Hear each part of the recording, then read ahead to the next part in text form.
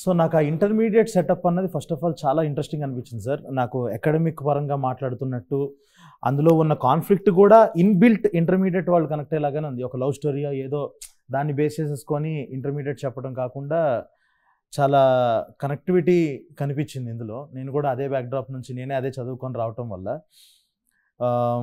ఇంకొకటి ఏంటంటే సార్, నాకు ఫస్ట్ ఆఫ్ ఆల్ ఈ ఆల్ ఇండియా ర్యాంకర్స్ అని చెప్పగానే నాకు ఫస్ట్ గుర్తొచ్చింది ఏంటంటే, మనకి సమ్మర్ రంగం టీవీలో 1 1 1 2 2 అది వినుంటాం కదా. అంటే తెలుగు ఇళ్లలో ప్రతి ఒక్కళ్ళకి ఉండే ఫ్యాసినేషన్ ఐఐటి ఎంసెట్ ఈ ర్యాంకులది అందరికీ బాగా వినిపించే పేరు అది. కానీ మనల్ని ఎవరు ఇప్పుడు దాకా చెప్పలేదు. సో ఇది పట్టుకుంటే గట్టిగా వెళ్తుంది అని అయితే నమ్మి ఇంకా దిగాం సార్. ఆ కనెక్టివిటీ ఉంటుంది అని. అప్పుడే 10th క్లాస్ వరకు గాలినా కొడుకుల్లా తిరిగి ఆ తర్వాత ఇక్కడికి వచ్చిన తర్వాత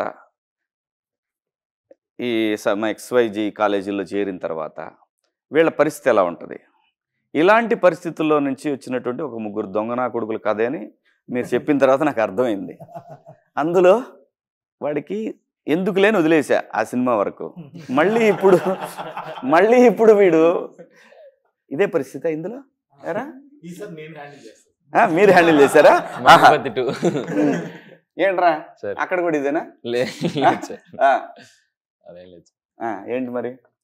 అంటే ఏం లేదు సార్, ఒక 3 పిల్లలు ఒక్కొక్క ఏరియా నుండి. ఏంట్రా పిల్లలు అంటే పద్ధతిగా చదువుకుంటారా? చదువుకోవడానికి వెళ్ళిపోయాను సార్, మీరు కొట్టారని. కోర్ట్ క్లైమాక్స్ లో వెళ్ళాను కదా సార్, ఏరికే వెళ్ళింది. అర్జున్, ఇమ్రాన్, రాజు వాళ్ళు చెప్తారులే.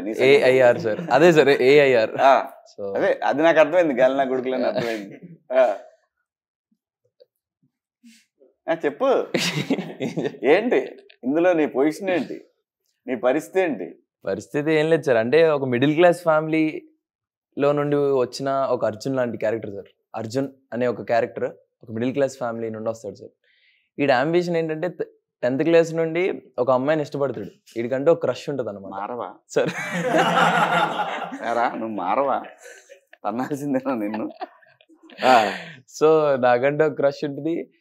ఈ మైండ్ సెట్ ఏంటంటే సార్, అంటే నా క్రష్ ఎక్కడ జాయిన్ అయితే, ఏ కాలేజ్ లో జాయిన్ అయితే నేను అక్కడే జాయిన్ అవ్వాలనేసి.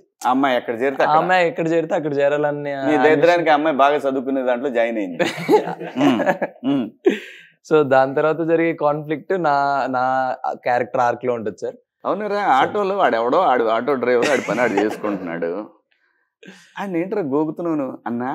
నువ్వు ఆటోనే గత్తోలేదు, ఇంతమంది ఇంటర్మీడియట్ అమ్మాయిలు ఎలా పడుతున్నారన్నా నీకు? అంటే సార్ యాక్చువల్లీ ఆ త్రూఅవుట్ సీన్ ఆటో వేద్దాం అనుకున్నావు నువ్వు కూడా?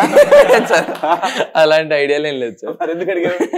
అంటే నేనేదో కంగారులో ఆటో ఎక్కుతాను సార్. అతను ఆటో ఎక్కితే సడన్ గా ఉంటాయి కదా సార్. అంటే వైజాగ్ లో మనం చాలా చూసాను, అంటే నేను చూసాను సార్ పర్సనల్లీ. వైజాగ్ ఏంట్రా, ఈ ఆంధ్రప్రదేశ్ తెలంగాణ జిల్లాల్లో ఏ టౌన్ లో పట్టినా, షేర్ ఆటోలో పట్టితే ఎవడ పట్టినా ఇదే కథ ఉంటుందిరా. అంటే సార్ అదే డెక్కులు పెట్టుకొని ఒక అమ్మాయి ఎక్కితే ఇంకెవరు ఎక్కించుకునే వాళ్ళు కాదంట ఆ ఆటోలో. సో అలాంటి అమ్మాయిలను ఎక్కించుకునేవాళ్ళు. సో అలాగే ఒక ఆటో వెళ్తూ ఉంటది, నేను ఏదో కంగారులో ఆటో ఆపుతాను. సో ఆ సీక్వెన్స్ ఏదైతే జరుగుతుందో అప్పుడు అడుగుతాను అనమాట,